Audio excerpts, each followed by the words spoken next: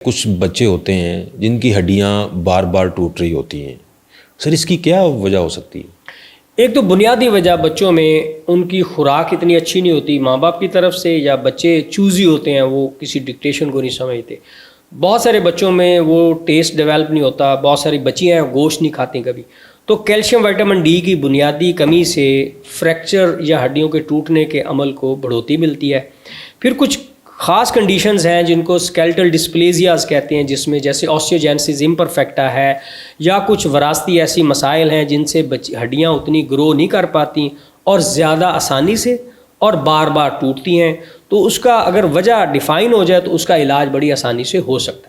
تو کیا سر یہ جو ہمارے یہاں آج کل جو دور ہے اس میں بچپن میں ہی بچوں کو یہ کولاز اور جو ہیں وہ فسی ڈرنک شروع کرا دیتے ہیں، اس کا کوئی افیکٹ ہے سر؟ بہت بڑا فیکٹ ہے، میں نے کہتا ہوں کیلشیم رابرز، یعنی کہ یہ میں لوگوں سے ایک مثال دیتا ہوتا ہوں کہ اگر آپ ایک طرف اے سی اور ایک طرف ہیٹر چلا دیں تو بجلی کا بل تو آپ کو بہت زیادہ آئے گا لیکن آپ کو فائدہ کوئی نہیں ہوگا۔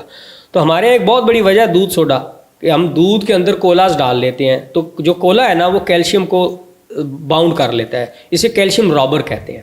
تو کوئی بھی کولا ڈرنک ان جنرل اگر آپ نے پینا ہے تو علیحدہ سے پئیں، دودھ کے اسی وقت ساتھ نہ پئیں، یا خاص طور پہ دودھ سوڈا نہ بنائیں۔ چائے کیا میں لوگوں سے کہتا ہوں آلویز آپ پہلے کہوہ کک کریں، جب کہوہ پک جائے تو پھر دودھ ڈالیں۔ یہ جو لوگ دودھ کے اندر ڈائریکٹ پتی ڈال دیتے ہیں نا، تو یہ فلیونز ہوتے ہیں وہ کیلشیم کو باؤنڈ کر لیتے ہیں، فائٹوکانس چیزیں ہوتی ہیں وہ ان کو باؤنڈ کر لیتی ہیں اور وہ جسم کے استعمال کی چیز نہیں رہتی۔ یعنی کہ چائے بنانے کے لیے آپ کو پہلے کہوہ بنائیں پھر دودھ ڈالیں، پھر جب وہ پک جائے تو پھر دودھ ڈال دیں کیونکہ وہ سٹیبل ہو چکی ہوتی ہے کانفیگریشن۔ سر تو سر اس کا مطلب ہے دودھ پتی نہیں پینی چاہیے ڈائریکٹ؟ دودھ پتی کوئی آپ کے صرف دیکھیں وہی بات ہے، ہم ٹیسٹ کے لیے پیتے ہیں۔ بچوں میں کولاز جو ہیں یہ کیا ہڈیوں میں سے بھی کیلشیم کو کھینچ لیتے ہیں؟ ایک تو دیکھیں نا یہ اس میں ایسٹرک ایسڈ ہوتا ہے، یہ دو چیزیں ہوتی ہیں جو آپ کی ڈینٹائن کے لیے بہت بری ہیں۔ اس کے علاوہ اسٹمک، اب یعنی آپ دیکھیں بہت ساری ویڈیوز ہیں جو ان ڈرنک سے آپ رسٹ کو واش کر سکتے ہیں، آپ ڈرین کھول سکتے ہیں۔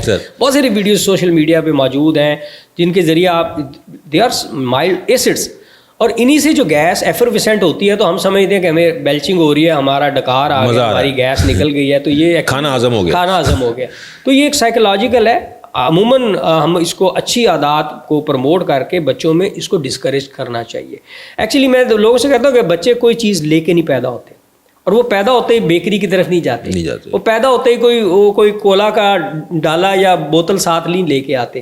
ہم انہیں کہیں نہ کہیں فیملیرائز کرتے ہیں، ہمارا میڈیا، ہمارا رہن سہن، ہمارے گھروں کے جو عادت و اطوار ہیں، جیسے اگر میں پی رہا ہوں تو میرا بچہ مجھے دیکھ کے ضرور پیے گا۔ تو ہمیں اس ہیلدی ایکٹیویٹی کو پروموٹ کرتے ہوئے بچوں میں کے استعمال کو کم کرنا چاہیے۔ تو سر کب اس میں جو ہیں وہ ماؤں کو کیسے پتہ چلے گا کہ ہمارے بچے کی ہڈیاں کمزور ہیں؟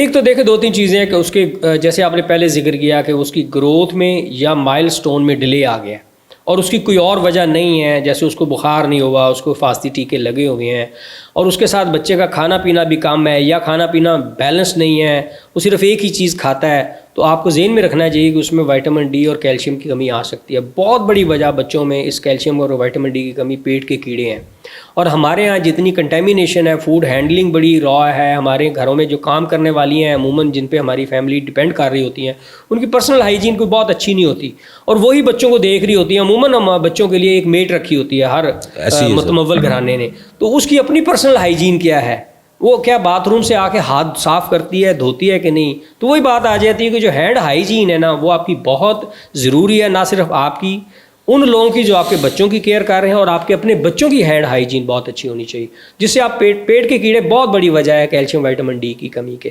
اس کے علاوہ پھر ہیلدی لائف سٹائل ہے جو بچوں میں اگر ہم نہیں پروموٹ کرتے، بچوں میں ہر چیز کی عادت ڈالیں، انہیں ایک انڈا ضرور دیں، انہیں دودھ کا گلاس نہیں پی سکتے، دہی، آئس کریم لے، میں لوگوں سے کہتا ہوں، مائیں کہتی ہیں جی کچھ نہیں کھاتا، میں کہ جی آئس کریم تو کھا سکتا ہے نا، ہاں جی، تو اس سردی میں دے دیں۔ آئس کریم افیکٹو ہے؟ بہت زیادہ ہے، آئس کریم میں کیلشیم کنٹینٹ بہت اچھا ہے، اور بچوں کو آپ کیسے فش پہ ڈالیں گے؟ بچے عموماً نہیں کھاتے، سوپ دے دیں، انڈا دے دیں، نہیں کھا سکتے، میشڈ ان کو کھجوریں دے دیں، کوئی چیز ایسی ضرور دیں۔ تو آئس کریم ایک بہت اچھا طریقہ ہے، صرف آپ ٹیمپریچر اتنا کر لیں، جیسے آج کل سردی ہے تھوڑی سی آپ مولٹن دے دیں، تو اس کو اس طرح کا ٹیمپریچر نہ ملے، لیکن بچوں کو چاکلیٹس بہت اچھی چیز ہے، اس کے اندر ایک اماؤنٹ ہوتی ہے اور برین کے لیے بہت اچھا ہے بچوں کے. سر یہ ہماری جو ہے ہیڈنگ بن سکتی ہے کہ بچوں کو آپ آئس کریم کھلائیں. ہاں بالکل کھلائیں، وہ زیادہ افیکٹو ہے. اچھی کمپنی کی آئس کریم ہو جس میں واقعی ایسے انگریڈینٹس ہوں، وہ کوئی اس میں دوسری اڈلٹریشن نہ ہو.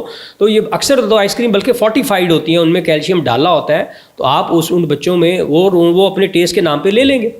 تو اگر جو ہمارے ہاں جس کو جنک فوڈز کہا جاتا ہے، تو آپ آئس کریم کو جنک فوڈ میں شامل نہ کریں. آئس کریم بچوں کے لیے بہت بہتر ہے. بہت شکریہ سر، تھینک یو ویری مچ.